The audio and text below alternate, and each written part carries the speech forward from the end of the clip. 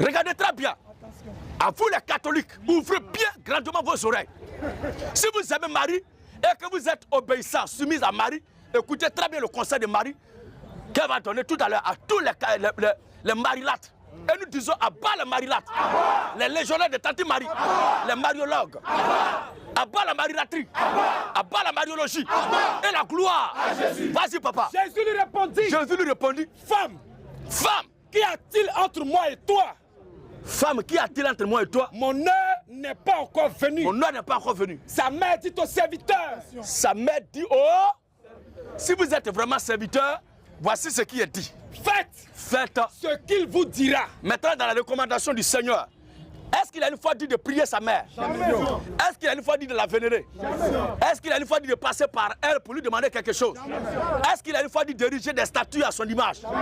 Est-ce qu'il a dit de l'évoquer lorsque vous vous rassemblez? À bas les catholiques! Le catholicisme romain vient tout droit du Vatican. C'est le diable même qui est descendu à Rome pour fabriquer ça là. Oui frère. Oh, il y avait la 6 vases de pierre. Il y avait la 6 vases de pierre. Destinés aux purifications des Juifs. Destinés aux purifications des Juifs. Contenant chacun 2 ou 3 mesures. 2 ou 3 mesures. Jésus l'a dit. Il dit quoi? Remplissez d'eau ces vases. Remplissez maintenant d'eau ces vases. Et il est rempli jusqu'à l'habile acheteur, le grand magicien, le chef de ses cartes, le grand mystique, il va procéder à une vraie tour de préjudication. Une tour magicienne. Qu'est-ce qu'il va faire? On remplit d'eau les canaris qui sont là. Et il commence à faire des incantations, alourdir l'atmosphère jusqu'à l'eau change de coloration et que l'éthanol, l'eau qui est là commence à se fermenter. Quelque chose de fort va se passer. De quoi est question cette eau dans le vase? Et pourquoi cette eau subitement est devenue du vin? Pourquoi il n'est pas allé chercher le fruit de la vie? Et il a pris l'eau pour donner la coloration, pour donner la nature, pour donner la vie du vin. Alléluia. L'eau c'est la parole. Amen. Et c'est cette parole-là qui enivre. Mais comment ça se passe? Amen. Pour nous, toute chose est significative dans les Écritures. Vas-y, papa. Puisez maintenant là, dit-il. Puisez maintenant là, dit-il. Et portez à l'ordonnateur du repas. Et ils emportèrent. Qu'est-ce qui va se passer? Quand l'ordonnateur du repas il goûtait. Quand il a goûté l'eau changeait en vin. Qu'est-ce qu'il a dit? Ne sachant d'où venait ce vin. Ne sachant d'où se venait ce vin. Tandis que le serviteur. Qui avait puisé l'eau. Il savait très bien.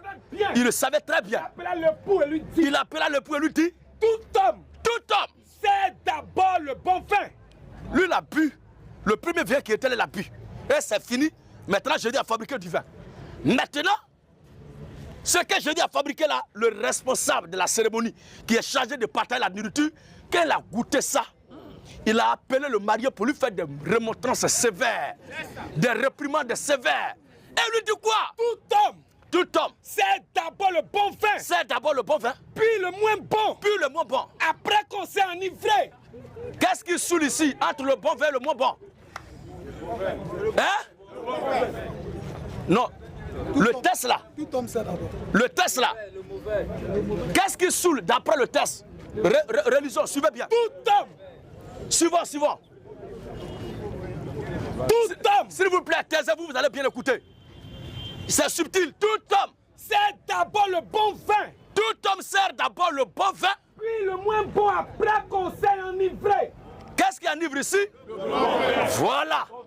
C'est le bon vin qui enivre ici. Mais. Et toi? Tu as gardé le bon vin jusqu'à présent. Maintenant. Alléluia. Entre le premier vin qu'ils avaient bu et ce que Jésus a fabriqué, qu'est-ce qu'il y a bon vin ici? Jésus. Donc, pour Jésus, il a été Kabako. C'est ça. Lui, il a goûté la fin comme ça. C'est ça là.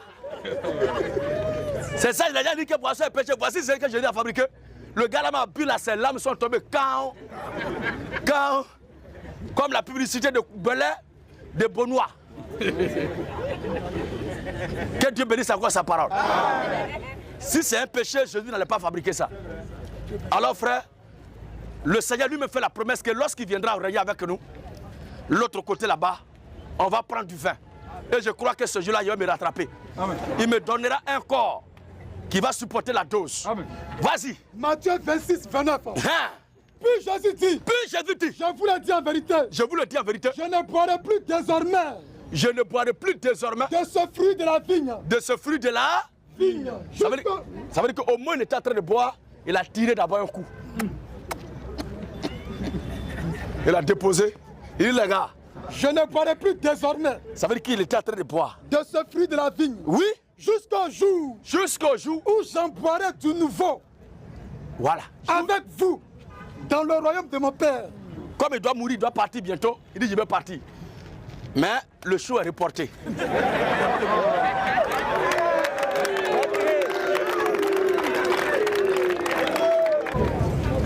J'ai appris que les faux voix, faux cris de minuit, fausses voix de minuit là, c'est Yopougo qui est dans leur quartier.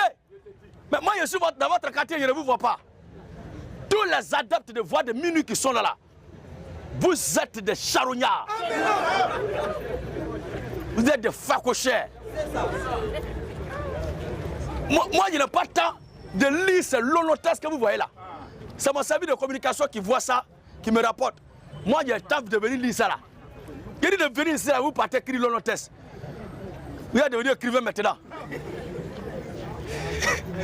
Le Dieu de la Sainte Bible. Dieu de la Sainte Bible. Dieu de la Sainte Bible est devenu écrivain. Venez maintenant. Et là, dans notre venir devant ton assemblée. Moi, devant mon assemblée, moi, je vais introduire un pigoumé dans mon assemblée.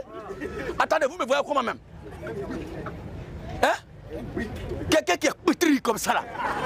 Moi, l'introduire dans mon assemblée. Tu penses que nous l'attendons pour aller placer les balles là-bas pour le faire arrêter dessus? À bas les faux prophètes. Toi, moi, on ne va jamais se voir en secret. Le jour où tu es fâché, que tu es touché là, tu dois venir ici devant tout le monde. C'est sûr, on doit te faire asseoir. Je dis sans dire comment. Et puis quand on l'invite, il ne vient pas. Mais entre toi et moi là, qui a besoin de son ami? C'est ça la question. C'est toi qui insistes, qui veut me voir, viens. C'est un faux prophète. C'est bon ça. Abat les prophètes du diable. Abat les branamis. Les branamis, ce sont des lâches. Vous êtes des lâches. Pourquoi je le dis? Votre secte là est divisée, subdivisée. Ceux qui ont fait hier rébellion, révolte contre mon père Sobel Agodieu, moi, et qui sont partis, leur groupe là encore a été cassé en deux. Après encore, les deux blocs qui étaient cassés en deux, l'autre bloc encore cassé en deux, l'autre bloc encore cassé en deux. Arrivé devant là-bas encore, les autres blocs là encore sont cassés. Alléluia! Et qu'est-ce qui vous fait que vous êtes cassés? Brochure. Aussi longtemps que vous allez prendre brochure pour référentiel de votre lumière, de la foi, vous serez toujours divisés. Faites comme Gédéon de la Tchétchouva. Faites le tour de tous les documents écrits par les écrivains, les théologiens, tout cela, et ramenez tout à la Bible. Amen. Alléluia. Amen. Parce que la Bible reste la vérité, le fondement absolu de la foi du chrétien.